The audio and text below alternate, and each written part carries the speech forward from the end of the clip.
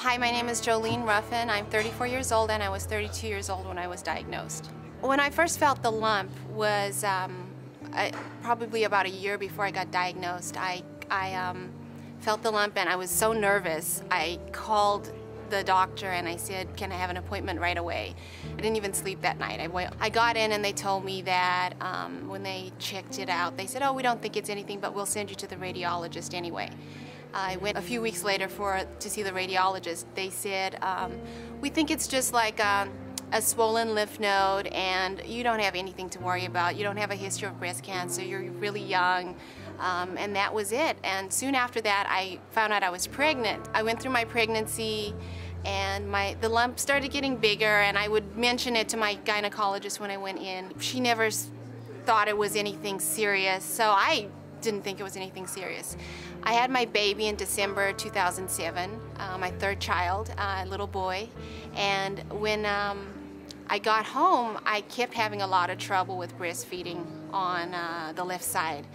And I would call in and the nurse, and she would say, well, it's probably a clogged milk duct or something like that. And I thought, you know, it was getting bigger and bigger and it was starting to hurt. And finally I went in to see my OB a few weeks after the baby was born. I said, look, you really have to look at this and see what's going on. I don't know what's going on. I'm having a lot of trouble breastfeeding on this side. And so he said, well, look, I'll get the radiology department to call you and set up an appointment. And that didn't happen for like a month and a half or something like that.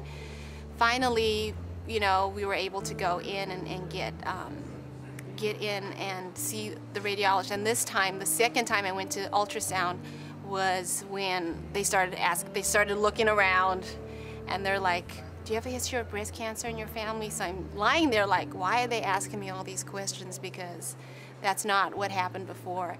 My baby he was just 4 months old when I got my official diagnosis. The first person I told was my husband. I got a phone call from the radiologist, and she said, I'm sorry to tell you you have breast cancer. And I was so shocked because I didn't expect that diagnosis.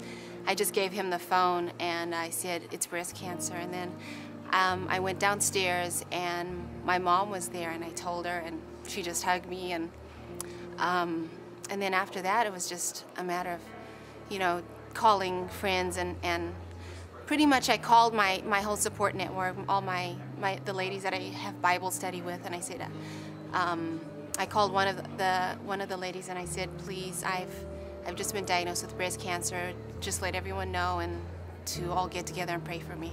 No one in my family has ever had cancer, so it was a big shock to me to get the breast cancer diagnosis. So I went in right away and I saw the surgeon, and she told me that for me, with the size of the lump and the size of my breasts, that it was the best option was just to get a mastectomy.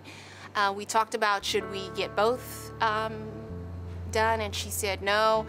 I don't think that's an option for you. I don't think you need to. It's because there's not a history in your family of any breast cancer, and they sent me right away to go and see the plastic surgeon the very same day.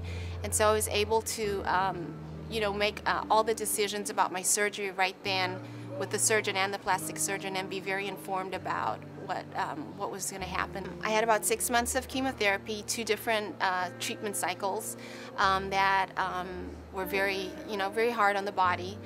After the 6 months, I did radiation treatment. I did about almost 2 months of radiation. After radiation, I continued treatment with a drug called Herceptin, which is a form of chemotherapy, but not the same type that takes out your hair and all of that. So I continued that for another 9 months. So all in all, it was a pretty long treatment.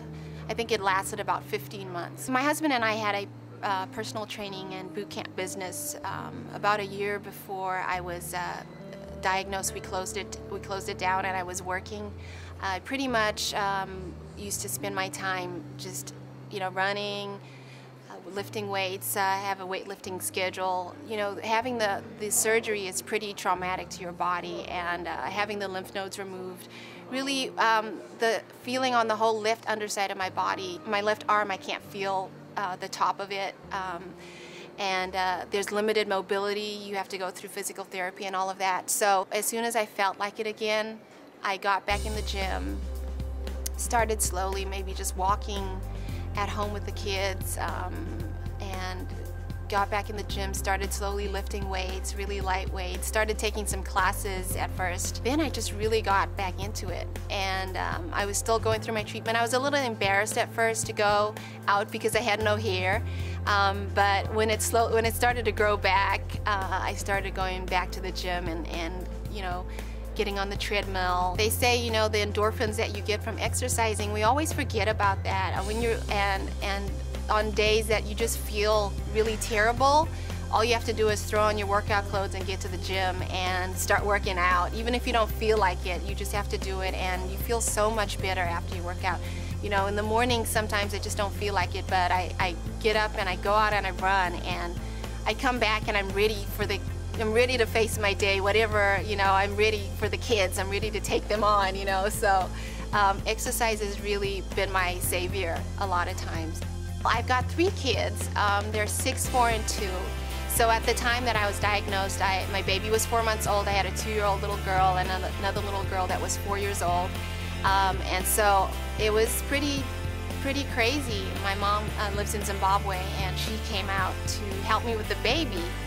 And lucky for me, because she was there when I got the diagnosis, and so she's been living with us ever since. So she stays and she helps with the kids, and she was there all through my treatment.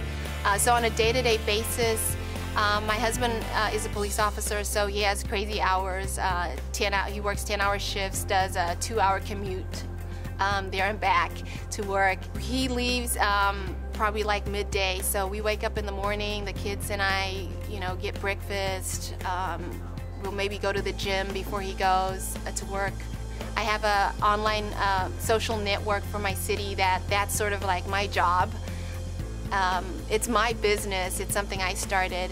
And so in between kids and taking kids to school and picking them up and cooking and all of that, I fit in facilitating discussions and posting blogs and uploading videos and things like that. So it's a pretty crazy day. It starts at 6 o'clock in the morning, and my husband gets home at 1 o'clock in the morning, and somewhere in between there I get to sleep.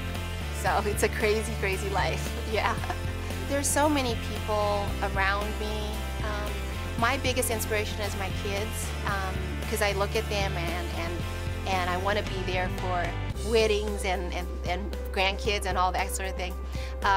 But, you know, going into the infusion center every day and just seeing all these people fighting for their lives, and people that have won the battle, and you know, they're surviving. I didn't know anybody with breast cancer before I got breast cancer, but you know, the people that are inspirational to me now are the people that I meet. My big thing is be an advocate for yourself. As I explained earlier, I found the lump a year before they diagnosed me. By that time, I was at stage 3 breast cancer, because the type of breast cancer that I had was pretty aggressive. It's pretty aggressive in young women. And so if you find a lump, be your advocate. Don't let them tell you, oh, don't worry about it, it's nothing. Make sure that they biopsy it and figure out what it is. If it's not cancer, then great, they've caught, it's good. But if it is cancer, then they can catch it at an early stage, and you have better chances of survival if you can catch it as a stage 0, stage 1. The later the stages go, you know, the bigger the chance that recurrence is going to happen. Get all the options out there. Get all the information out there before you even start the treatment. I just tell people just to keep a positive attitude. It's all about being positive and not letting the cancer get the best of you. You have to just fight, and you have to, you know, not just give up, because when you give up, that's when it gets the best of you. My name is Joleen. I'm a survivor and I'm a fighter.